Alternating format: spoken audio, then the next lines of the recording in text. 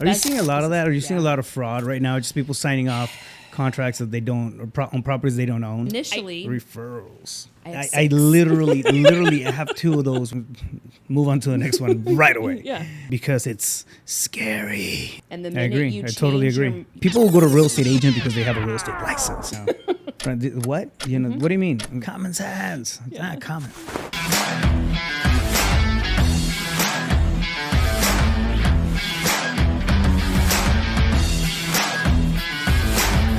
Fam, what's up? Welcome back to the REI Wholesaling Academy podcast. All right, now we're going to talk about a topic that it's not necessarily so sexy. People usually don't want to, mention it too much because it's scary in the wholesaling world. But it's actually one of the things that will make or break your business. Mm-hmm. So with us on the show today, we have Kirsten Banks. She's done over 20,000 transactions, right? Been in the industry for around 22 years, everything from dispo to deal, structures, and then transaction coordination now. Yep. And you are the owner of Transaction Rescue. Mm-hmm. So, you are an expert at one of the, I feel like one of the darkest topics, right? And I say that, playfully, but in reality, it's one of those things that normally, we don't talk about, transaction coordination a lot in conferences, in trainings, or I feel like not enough, right? And it's one of those things that will make or break the business, like I mentioned before. So, so Kirsten, thank you, Kirsten, thank you so much for being with us on the show. Thank you for having me. And my pleasure. So, yeah, I agree. I think the leader of the topic is always, we talk about 𝗥. We talk about dispo in wholesaling. Right. And I know that in a lot of people's models, a lot of the dispo agents actually do the TC work, but you're actually bottlenecking your own business model because you're changing your mindset from a sales focused to administrative focused. And, one of the things that is so difficult about transaction coordination is the mindset of it. It's tough. People are screaming at you. Yeah. You're screaming at people to get things done, and it takes a really tough mindset to wade your way through that, if you will, right? Right. In escrow, which is where I came from, I was a closing agent for 20 years. It's always your fault. No matter who broke the transaction from origination of the first contract to the end of the deal. Yeah.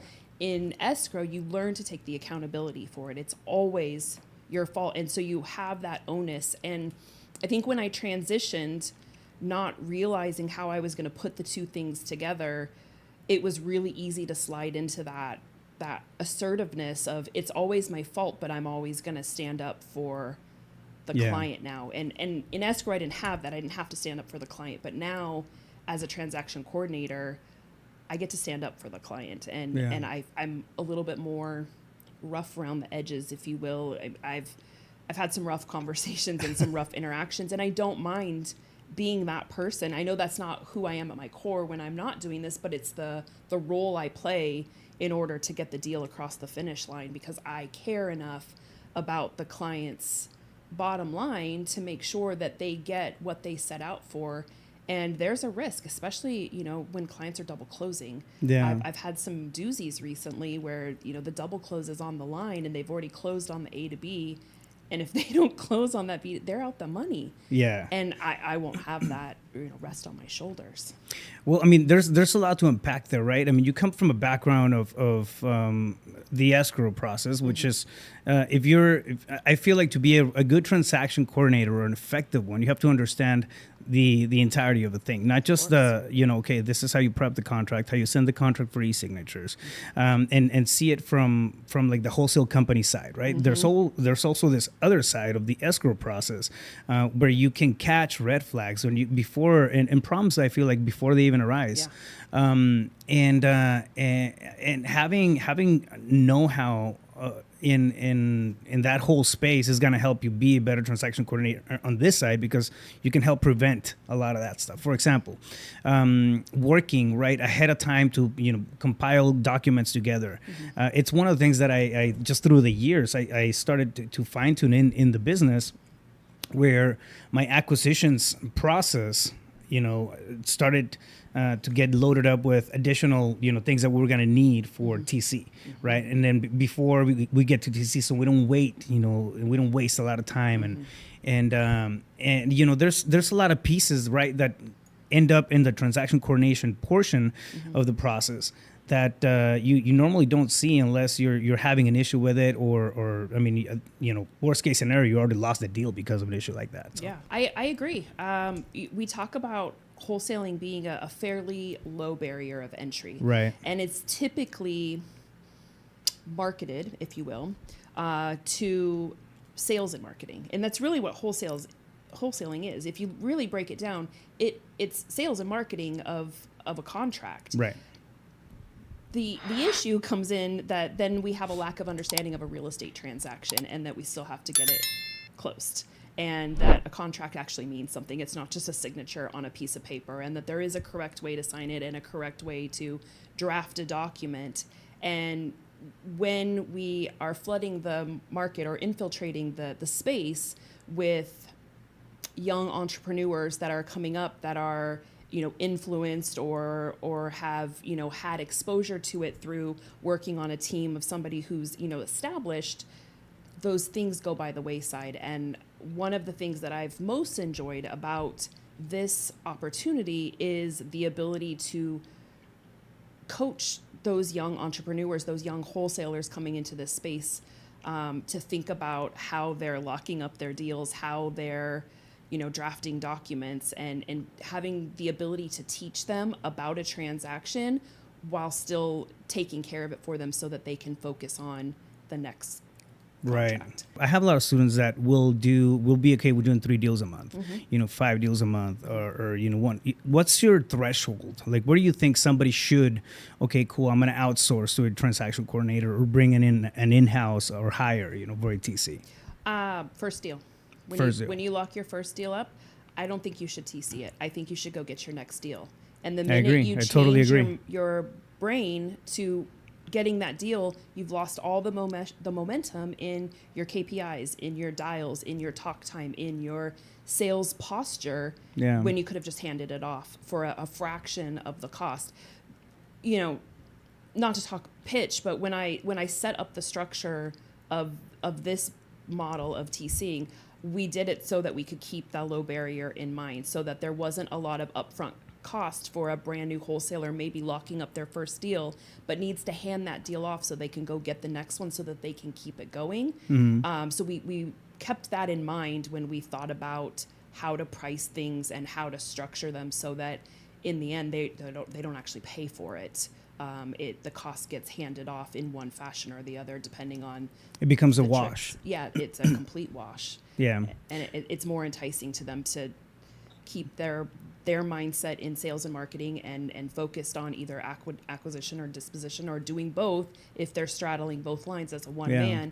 But don't try to come in and 𝗕𝗃 a deal when you're locked up your first contract. I would agree with that. I mean, I think at the beginning, inevitably, you're going to wear all the hats, right? But if you have the ability to tap into somebody else's expertise, it's going to help you. I feel like my thought process at first was, if I hand it off, I'm going to lose revenue on the deal. I just didn't realize the opportunity loss because I was not, making the calls. I was not spending the time negotiating, the other deals, or actually having sales conversations with buyers, right? Because I was, I remember we had this whole thing. It was an attorney state. We had this whole thing. This is back in the day. And I was working. I remember spending about an hour. It goes close to 2 hours on the phone, just going back and forth. We were trying to get payoffs on the property, and the property was in a tough situation. It was a pre-foreclosure type of deal. They wouldn't send it to us. We were like right up against the deadline to make it happen, and we had everything. We just needed the final payoff to come through so title could do their thing. Sure. And it wouldn't happen. Title wasn't getting into it. Because they're not gonna spend 2-3 hours on on a phone call trying to get payoffs. They'll request them, right? But that's where I realized, like, oh shit, I got to do, like, this is me work. So okay, cool. I got to do whatever I got to do to get this thing done. Jumped on the phone. I was so stressed after the first 45 minutes. I was, man, I should be doing other stuff. I feel like when it hit me, it was like, no, something else has to give. Yeah. When you start doing volume, I mean, a lot of your hours are going to be spent on that side, which is transaction coordination. So yeah, I mean, it was an important lesson, but you have to consider that and factor that into your whole process as a wholesaler, right? Not just the lead generation and the dispo. Like those are, of course, crucial elements, but the middle of that whole thing it's one of the biggest parts. Well, yeah. So if you flip the script on that, just that one scenario, your perseverance carried you through. But imagine somebody who didn't know what to do, and instead of finding their way through that scenario, just called the seller and said, sorry, I can't buy your house, and they gave up on the deal. Yeah. How many deals are there out there that a wholesaler or a brand new investor locked up and then walked away from because they couldn't see their way through the transaction? Right. For, pennies. Yeah. It's just about having the resource. And I think there's not, to your point, it's not talked about enough. There's not enough resources in the space, with the exception of maybe hiring somebody or bringing somebody on to do TC in-house. But then how do they know how to do that? Who trains them? Where did they get their experience from? What are the three most common, bigger issues that you see when it comes to saving deals? Yeah. Top three, never going to change. It's quiet title, probate, and seller ghost. Seller breach. I have two of those going on right now. I literally have two of those right now on our whiteboard. Yeah. We have a seller from Reno. Just ghosted us. Absolutely ghosted us. We have buyers lined up. We have assignments just getting ready to be done, but we don't feel comfortable pulling the trigger on the assignment because the seller is ghosting us. So that's one. Yeah. And then a probate. We just went through a probate deal that, it was a nightmare of a deal. But it's worth it. I mean, the numbers make sense, but yeah, it's funny you bring up those three, because two out of three is happening right now, literally in my business. I have all three on my plate right now. I have spent all day on two files. That's all I worked on today was two files. They're both probates, and they're so complicated. They're not easy probates. It's not, a wife or a husband that died and maybe there's a kid. I'm talking like grandfather died, grandmother died, 4 children, those children are dead, down to the grandchildren who are now have great-grandchildren. Come on. But I've always noticed through all of my closing experience, all the way from looking back at the very beginning, which was a long time ago, it always travels in cycles. And how so?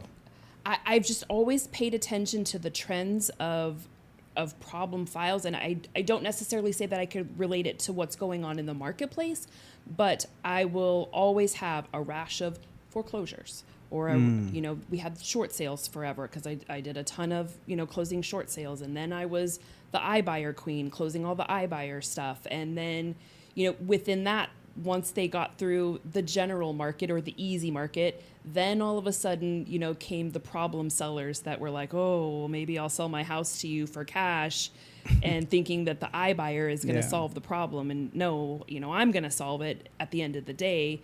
And now in this space, when I've flipped, outside of the closing space and onto this side, I have just noticed through all of, even when I was dispoing, we would have a rash of like deceased and probate, or then all of a sudden I've got this massive pile of people who have purchased property at tax deeds and didn't know they, had to do quiet title, or they did it at a sheriff's deed, or, whatever the circumstance may be.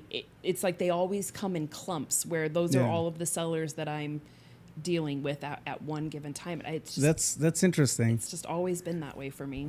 Yeah, that's interesting. I mean, we'll see that, but it's usually more of a trend on areas and locations. Like, for example, if a neighborhood starts going, you'll see a bunch of stuff coming up from the website, like the west side, right? The west side of the valley is hot, or I mean, you'll hear that often. You mentioned those 3 top things. What are some ways that that somebody can prep? For example, if I'm an acquisitions guy, I may be a newer wholesaler, and I'm having a conversation with a seller, and they say, okay, I have to go through probate, or so and so passed, and now I have this property. What are maybe some best practices that somebody on the acquisition side who's getting that deal done can roll out to be better prepared for a situation like that? Yeah, I think it comes down to conversation, being able to dive down into the questions and really get a painted picture up front. I have always appreciated, in my experience, which is probably unlike other people's, being able to have a cohesive conversation between acquisition and disposition during your holds, when you're on the phone with the seller, if you're doing all the way through one call closes, which is what my experience has been. We utilize and leverage those holds to do the research, come engage me. Hey, we've got one. It sounds like we've got this. Can you look into this really quickly? And then we can ask on that second hold, when we come back from that first hold, we can now ask additional questions that maybe drill down onto that so that we can be better prepared. And I've downright asked people to get paperwork. Hey, can you email over the paperwork real quick, or take a picture of it and text it and let us look at it. Our team will look at it while we continue talking about it, and we'll just see if we can help you. We just want to be the solution. And so when you approach it from a solution-based orientation, they're more likely to provide you with information or best practices. Get the contract signed correctly. Yeah, is always the right names. Make sure that best. Yep. Yeah. Are you seeing a lot of that? Are you seeing a lot of fraud right now? Just people signing off contracts that they don't, on properties they don't own? I don't. We saw a spike on that, yeah. Did you really? I mean, in a spike, it's relative, right? Like, depending on the amount of volume, somebody out there. But you see a lot more deals than I do because you're doing TC. See that. You don't? I haven't seen, I think I've seen 2 forgeries in the last 18 to 24 months. Oh, wow. No, we saw 2 last month. Yeah. One in Indy and then one in Florida. Yeah, some deals. I often see, more often than not, incorrect contract execution than I do. And I don't think it's malice. I think it's just lack of education or understanding of how a contract should be written. What do you mean? Do you mean like the clauses on the contract, the names? The names. For example, so we'll use a deceased person. So we were talking about probate, right? So you're talking to Molly Smith, but Molly Smith isn't the owner of the property. She's just the person that you're talking to. I, more often than not, will see Molly Smith's name as the seller on the purchase contract. She's not the seller. It's Jane Smith, the estate of Jane Smith, deceased, signed by Molly Smith as personal rep, or as, whatever, the executor of the estate, whatever that state's typical language is. And that I'm not saying it's going to, but it can become a problem. Yeah. Because if the seller wasn't identified as your contract, it begs the question: is your contract valid? Enforceable? Yeah, exactly. Is it enforceable? I think is the thing. I mean, that's a very good point. That we have it as a standing protocol. It's like, all right, cool. I don't care who I'm talking to, even if they say they own, or they swear they own the property, or whatever. It's like, we'll look at public records, right? We'll go to the county, ideally, or PropStream, cross-reference, ownership through a couple of different platforms. And then, look at those names and plug in that name into the contract. Like, whoever it is that I'm talking to, it just needs the, so-and-so signature on this. I understand she might be your mom, or, whatever, but you can't sell me your mom's house. Yeah. But did that come from years of experience? Oh, and absolutely. Mentorship and lessons? Yeah. It's one of those things, right? Like, I got the lesson. I guess I got the lesson the first time, right? And then when you bring on people and you hire, like, you would think it's common sense. It's not common sense, I guess. It's like, people will just, okay, I got a signature. Yes. And then if you're an acquisitions guy, like all acquisition guys out there probably, feel the same way I do. I just want to get some ink. It's like it's blood to a vampire. You know what I mean? It's like so be mindful about the type of agreement that you're signing. Make sure that your numbers are right. Make sure that the people that you're getting information from is right. Now I have this thing that when in doubt, there's no doubt. Like we feel a little sketchy about the person. It's like, hey, listen, we're just gonna send out a notary to you with the purchase contract. Absolutely. And while we're at it, we're gonna roll in a memorandum or something like that, just to enforce that level. If they have no pushback on that, it's usually a good indication, right? That they're the right person. Yeah. But then it's like, oh, I'm gonna be out of town for the next 7 months. Oh, imagine that. And oh, really? You don't say. So yeah, I mean, there's certain ways we can hedge some of that risk, but it's still the nature of the beast. Sure, of course. So, and you guys take the bulk of that. Yeah, we take the bulk of it, but it's not to say that it's not erroneous either. Yeah. I just recently had a transaction this week that came to a screeching halt. Contract was executed. It was a novation, so the 𝗕𝗃 executed. We open escrow. Title comes back, and it says that the person that signs the contract is dead. And I'm like, wait a minute here. Yeah. Pause. What the heck did we do? I talked to one person. You were dealing with a ghost. Well, and it was a daughter. We were dealing with the daughter, and I was like, did the daughter forge the signature so that she could avoid the probate? Well, in the end, it turned out the title search, there was a mistake in the search. It happens. Rare, but it happens. And the mother is alive and well, and the transaction proceeds. So the daughter was the one doing the talking. She was, the mouthpiece for the transaction, but the mom was there the whole time. And when you're virtual, you can't always put eyes on it, and you have to trust. And when you have clients sending you transactions, you don't have that built-in trust with that person because you didn't spend the time with them. So you have to go off the paperwork, and sometimes it's black and white, and you have to remember to go back to your gray and keep that perspective. This takes me to another question, right? Edification, I feel like, especially when you have multiple people on the team, edification is going to be one of the greatest tools, one of the best things that you can roll out and deploy, like in any business. Or if you're changing lanes, for example, from acquisitions or from lead generation, you're sending stuff to acquisitions. There's going to be edification of acquisitions. So your lead generation is going to have a conversation, make an introduction, speak highly and well of your acquisitions person, right? So now, boom, it's an acquisitions. That whole process takes place. SOPs get rolled out and everything. Deal gets locked up, and then you have to edify dispositions. Yeah. Right. So one of the things that we do is, we will. When a contract gets signed, we're in the process of signing it. We always have a same page conversation. So where we just clarify, these are the terms of the contract. Again, this is after the signature. Terms of the contract, purchase price, and everything. Now what's going to happen, you're going to get a call from our dispositions manager. You're going to get a call from our transaction coordinator. They're going to ask you a couple of questions, and then they're going to connect to title, right? So, and then we edify, of course, and we'll do an introduction, right? I don't pick up the phone and call my dispo or TC, or my team doesn't, but they know now they're expecting a call. So there's like a warm handoff right there. Yeah, absolutely. I'm a big proponent of the live transfer.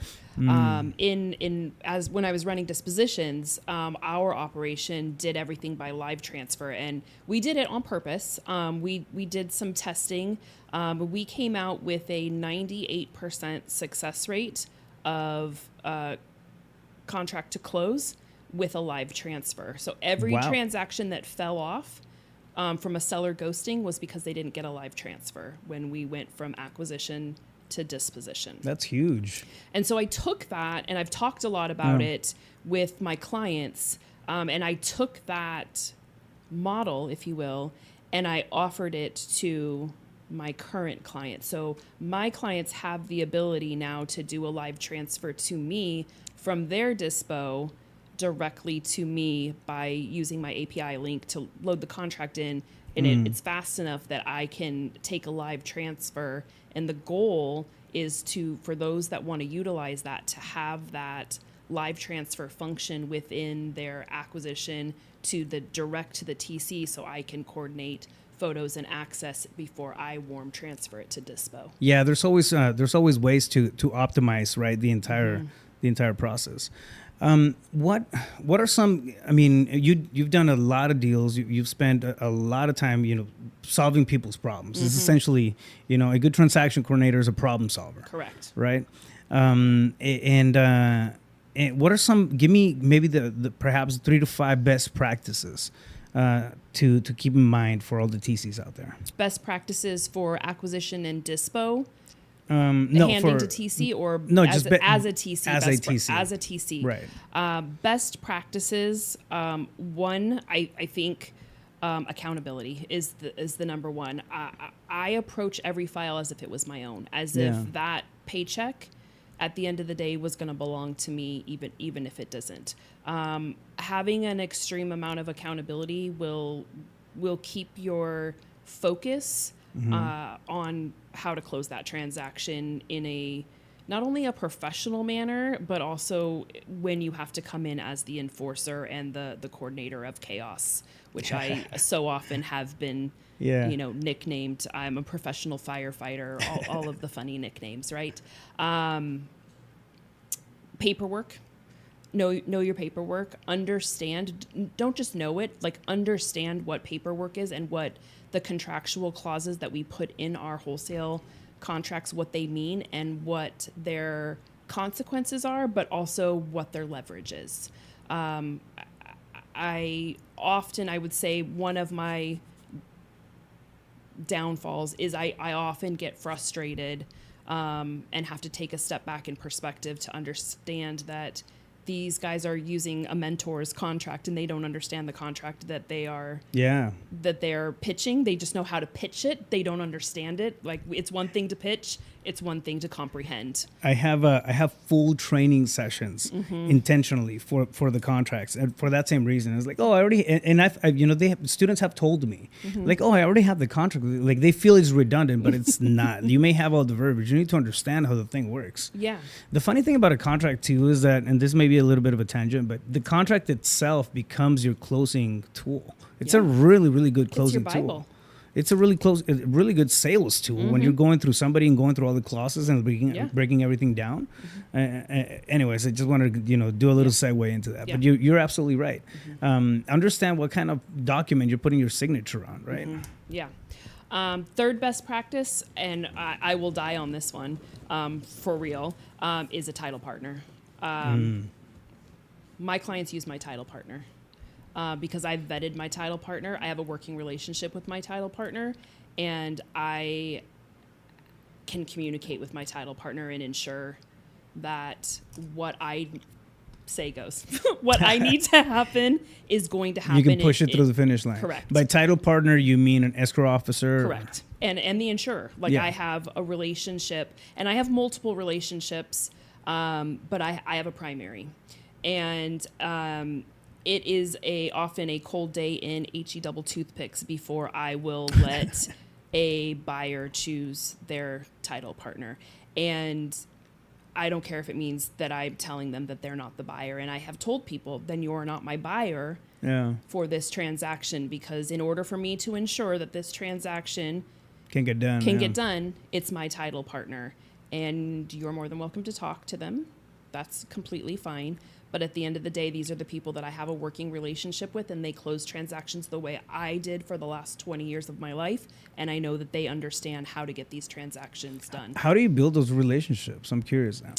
Conversation? Yeah. I think having a conversation, and then the approach. I had leverage. So, I was an escrow officer. Like, you're not going to pull it over on me. I guess. Well, yeah. I mean, you're going to build a relationship after you get to know them, right? But how did you find them? How did I find them? Yeah. Was it just was it references that you were looking for? Or was it down the vine? Or it was a referral. I got a referral to a title partner. We had been through 6 title partners, and every single one of them had cost us thousands. Yeah, they'll do that. Of dollars. In error, in bad practice, in not arm's length practice, which is the worst. And that's what I experience a lot right now is escrow officers for investors not acting in a disinterested arm's length way. That's a real challenge for me. And so it came from a referral. I obviously used my resources that I had in the market and reached out to, some higher up VPs that were running title companies to try to form partnership. A couple of them failed. And to be honest, I don't know where I got the referral from, but I took a chance and it worked out for me. And then my team left and they went to a different title company. And that has turned out to be the best thing that ever happened to me, because the entire focus of this title company that I now partner with is their clientele is all wholesalers and investors. That is they are not interested in retail transactions. They are not interested in REO transactions. They want wholesalers. They want investors. They want that. If you don't mind me type of asking, what company is it? Are they Arizona or nationwide? They are nationwide. Both of my title partners that I use are based out of Texas. I use Spartan Title. Spartan Title. Nice. And I have a dedicated closing team. They only do my transactions. And my relationship goes all the way up to the vice president. So that's my relationship start point. And then I have an escrow team behind it. And then I have I have two closing attorneys that handle closing attorney states, North Carolina specifically, and Georgia, but everything runs through them. It's so important to keep those good relationships alive, right? Like, for example, I've had we had a national title company. They just had branches everywhere, and my particular connection, my rep, right, the person that I dealt with was based out of Florida. Great service. I mean, you couldn't complain, right? Like escrows were getting worked and everything. Whenever we sent stuff out. And then as soon as my person left the company, he actually changed verticals. Like he switched to another industry altogether. Like just the service, everything just went down the drain. It was like, man. So we started scrambling and now, came up with this protocol to like, okay, we're gonna find just individual title houses. It's a pain in the butt to find individual title houses if you are doing business nationwide. It is. So it's really, really good to build those relationships and I mean, I call it, stacking your power team. Sure. Right? Yeah. So it's a must. They are my power team for real. As transactions have evolved from the archaic paper way, which is really how I made my way, that's a whole different topic, to thinking outside of the box and becoming a creative, solution-oriented wheelhouse. The invention of the RON and the adaptation, I guess I should say, of the remote online notarization and just virtual notaries, as it became a very super trendy side hustle for everybody to become a mobile notary, there's really no need, and there hasn't been a need for quite some time. Like even back in my escrow days when I was doing escrow, there was just no longer a need for people to come in and sign in-house. And I get it that we like to hold on to tradition and how things were, and we have a hard time letting go. But it's just not effective. It's not efficient. And there are solutions for everything. So I think having one title partner versus local far outweighs. Look, I've never had a good transaction with a local title partner. I'll put it on the table. I'm sorry. I'll be the one to say what nobody else wants to say, but those have been the worst transactions. Delays, funding delays. They can't wrap their head around transactions. I actually had a escrow officer one time in Michigan tell me that they didn't know what a wholesaler was. They'd never heard the term, didn't know what it meant. And I was like, I can't close with you if you don't understand. No, like it's not a training on wheels program. So this is like, no, I feel you. It's the same thing. We have a series of questions, right? Like my in-house DC is like, we have a series of questions that we ask the title company, and we don't explain a lot intentionally. If they don't know what we're talking about when we, I don't know, we throw a term double closing. Right? What? What do you mean? Move on to the next one right away. It's interesting. It reminds me, like I feel a lot of times, right? For example, people will go to a real estate agent because they have a real estate license. That takes 90 hours. It's like this person is just as smart as they were 2 weeks ago. So like they just passed the test.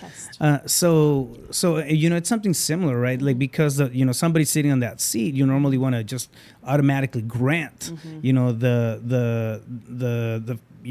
them knowledge of whatever, which it should be that way in my opinion, but it takes a while to build up those skill sets and know that you're talking to the right person, know that person has the integrity to follow through, and stick with the relationship. First off, they got to care about building a relationship, right? So it can be a little tricky to find those power connections out there. I agree. For sure.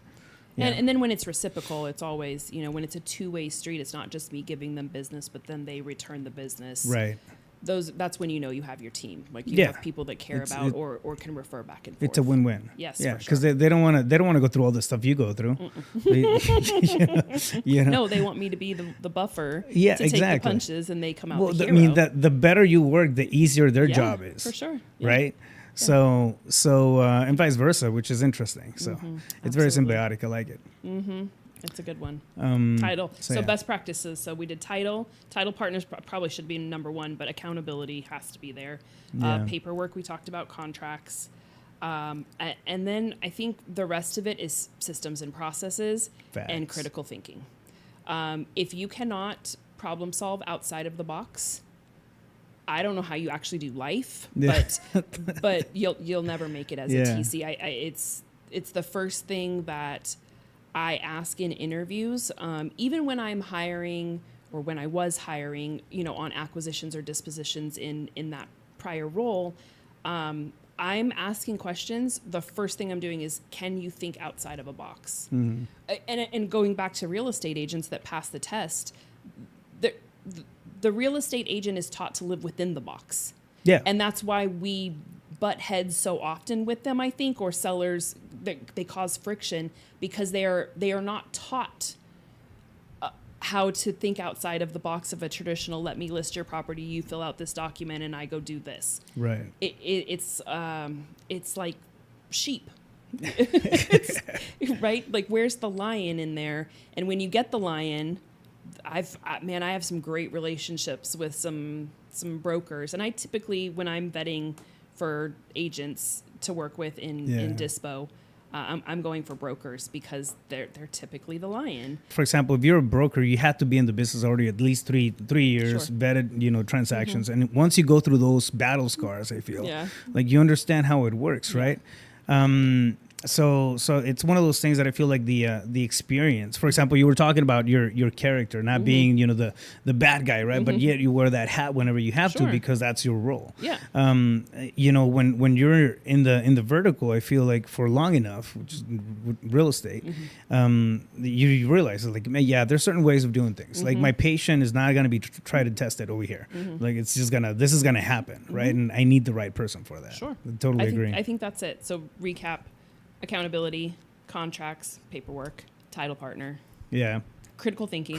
Or outside of the box thinking. What if somebody's looking to hire, and I'll do a segue here after this, but give me perhaps some of the most important things. And you talked about best practices right now, but if I'm a wholesaler, I've never had a 𝗙𝗃, I'm looking for 𝗙𝗃 services or even to hire my own personal transaction coordinator. What are some things that I should look out for? Or look for, not look out. Look for would be easier. I tend to look for a set of experience. I'm typically looking for like an administrative assistant and an executive assistant, or anything with like a title or an escrow background when I'm looking for somebody that I'm going to bring into a transaction role.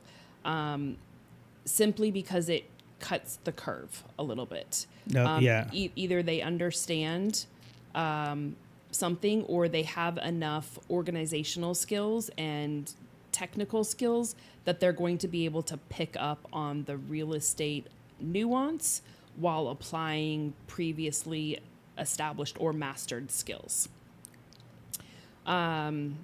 I try to stay away from, believe it or not, marketing, people who come from marketing. I have done my own, marketing and dabbled in other things when I left corporate, and went into the marketing space. I haven't seen a good return on investment in the administrative space. And at the end of the day, TC is really an administrative, it's a systems and processes role. Engineers, I think, would be something if you were looking for, somebody in a different pathway and you were opening up, a job opportunity. Those would be people, although I think an engineer would probably not take this type of role as an entry level, but one could hope or dream. No, but I think you're alluding to the engineer mentality, right? Correct. To the analytical thought process, to the analytical personality. Of course. So I lean heavy on DISC assessments, Sure. DISC profiles. Yep. So the analytical side, or the C element would be a good play there. That's good. It also validates my thought process on that. You have to be very detail oriented. To me, if you put 5 pieces of letters in front of me, I'm gonna get sleepy. Like when I'm a quarter into the first one, right? It's just like it just does it for me. Yeah. So I'm far from. I can focus and do that type of stuff, but it's not my strong suit. You know what I mean? I feel like that's the way to go. You find somebody's strengths and who can play well to that particular role. Sure. Yeah. I use STAR, and I learned it from a previous business. It's comparable, I think, to DISC. So if I'm a S and a A, so I'm systems and action. And I think that second thing is just take action, right? So like we have to be analytical, but not to the over analytical place where we pause and we just overanalyze everything to death. We actually just need to take action and find your way through. So somebody who's not afraid to take action and just get it done and doesn't need to know before they go, but then can also build up that like critical thinking skill. I think are the 2 top characteristics that I look for, but in a very roundabout way when I'm looking at qualifications for people bringing them into the team. Yeah, I like that. I feel like all those tools, right? They're going to give you some insight and perhaps open the door. You never know until somebody's actually through the door, and you sit down with them, you get to know them, you try them out for a few months, and whether or not longevity is there. So yeah, well, there's always performance. Yeah, exactly. that little thing that gets in the way all the time. Yes, all the time. Awesome. I have before we start kind of tapering out, but I have this one question that I like to ask all my guests, and it's not on the TC side, of course, but it's more on the personal side. If you were walking down the street and you ran into your 17-year-old self, what advice would you give that kid? Learn how to trust yourself. I think self-trust was something that I didn't learn by role model from my childhood, and I gave that away more times than I should have, and I think that set me back in my life. I've made choices in life that I've had to deal with those consequences, and if you look back and analyze those, or when you go through therapy and try to heal those, a lack of self-trust was almost always at the root. So I think to learn how to innately trust yourself and then hold true to that self-trust is a very powerful tool that I've learned later in life than I would have liked to. I love that. I love that. Very, very strong too. So, Kirsten, if somebody wants to get a hold of you, perhaps maybe reach out, talk to you on social media, connect, look about your services and what you do as well.